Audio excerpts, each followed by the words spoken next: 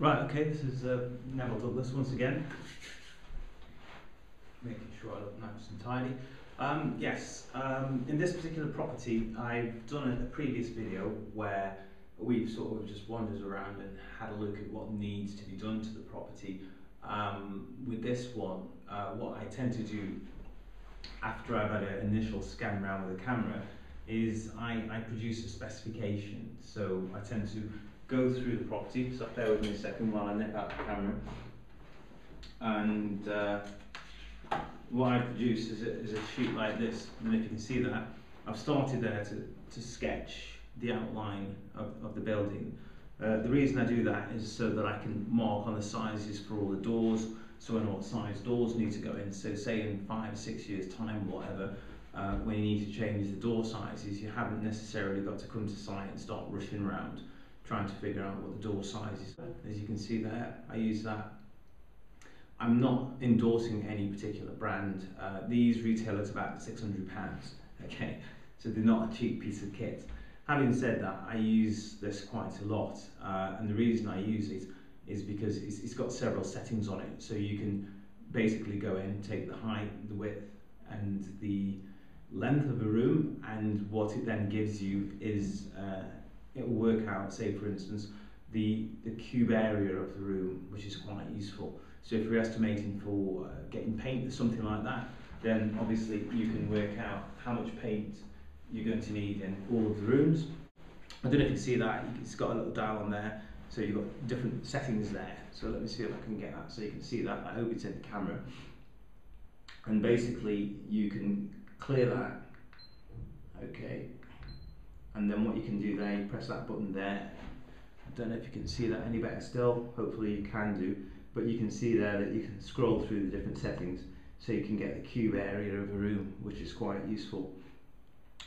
It's quite safe to use, but don't point it in someone's face. I don't know if you can see the laser over there by the wall. I'll try and stay out of the shots a little bit, but that's the laser that it produces, accurate to within. This particular model is accurate to within 1mm over 200. Say for instance, if I wanted to measure the area of a roof, you can do it with this as well, using, I think it is a setting for, it uses trigonometry anyway, so it uses a triangle, so it's got a Pythagoras setting on it, that's the word I'm looking for. It's got a Pythagoras setting on it, so you can use that. That is very, very useful. I did a job a few months ago where I wanted to work out the area of the roof so I could calculate how much tiling I needed, how many tiles I need. I can deduct away the, also you can deduct things like the chimney breasts off there. It was very useful as well if you want to work out the heights of windows and stuff like that. So if you've got a 3 or 4 story building and you can't get access, but you need to know, a rough estimate of what the height and the width of a window is, you can also do that. But I'm not selling this particular item anyway, so I'm just saying that they're quite useful. You can get them from sort of specialist surveying shops.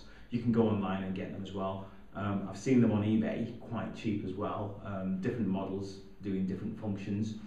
With this one as well, it's got a viewing window in, so what you can do is you can switch over to camera mode so that if you are quite a distance away, you can actually see where the laser is pointing, and you can actually switch it over so that you can see a view of where you're pointing. I'll see if I can do that.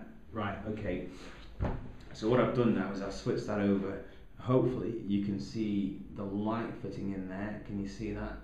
So you can either have black and white, or you can have colour. So you can imagine if you're working somewhere, you can zoom in and you can zoom out as well. So you can also alter the contrast as well with that. So you can have it darker or you can have it lighter, and also you can zoom in as well. Now I'm switching that back there. You see that? That's zoomed in, so you can get closer, and then you zoom back out. So it's got 4 settings. It goes 1 times, double, and 4 times, and then we're back to that again. So that is a quite useful feature, so that you can make sure that if you are outside somewhere on a bright sunny day, you can see where the laser is going. It's going to be quite difficult to see in the day. Also, there's some glasses that you can get as well, so it helps you to be able to see the laser when you're working outside. So you can actually measure the height of a chimney stack or the height of a building I've measured up gable ends and things like that, and then deducted, obviously, if there's any window spaces and stuff like that. I've been able to deduct off that using the Pythagoras again on this, the function on there. I've been able to deduct all of the window sizes out of there, which saves climbing up there and having to measure. I had a bricklayer that did some work for me, and I actually worked out all the square meterage within, I think it was 0.3 of a square metre, so it's quite accurate. I said he could go and check if he wanted, so he could have got a ladder and done it and climbed up there, or scaffolding, depending on how high it is. I think at one stage he was considering getting scaffolding to measure it, but when he actually did do the work, he came back and he confirmed to me that the measure was right. So there are some uses in that. So if you can't do it or you want someone else to do it for you, you can use something like this, which is very, very useful for doing the measure. So what I would do, obviously you won't be able to see me doing that because I'm going to be moving around a bit. I'm going to measure the doorway. So I can show you with the door actually how you can use this.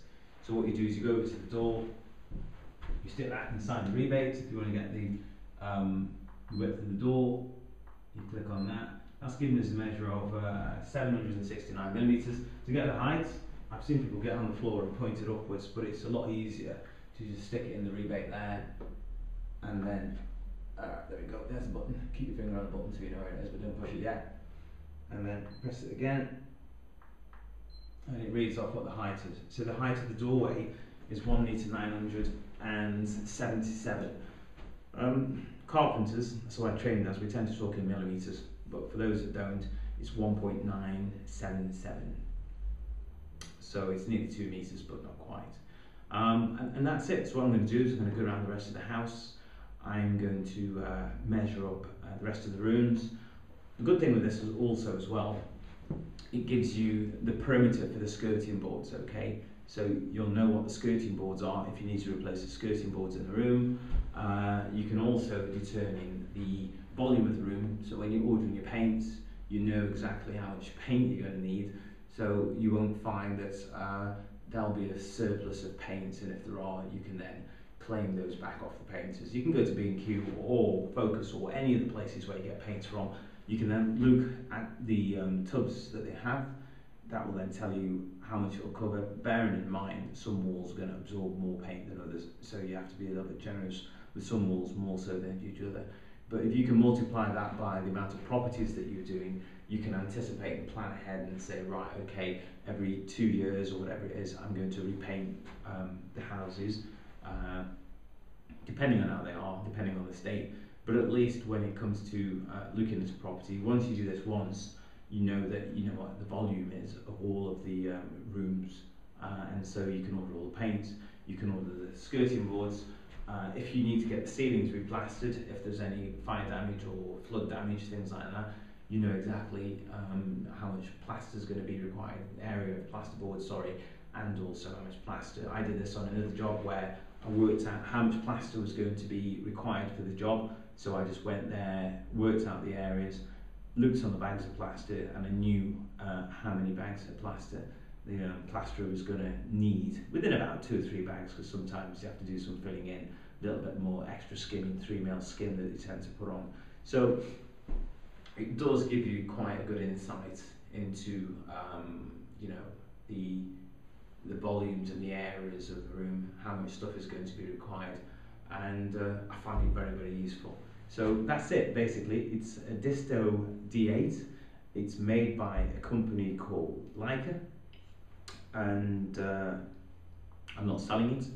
There are other ones there. You can use a tape measure and do that, but I'm just thinking, if you try to imagine trying to get a tape measure of the walls, measure the area of the walls, this will calculate the whole volume of the walls. So it's, as far as I'm concerned, it's a good bit of kit, and if you can get one cheap off one of these auction websites, I'm not going to tell you which one, but I'm sure you know what I'm talking about. Keep your eye open for one. They're very, very useful.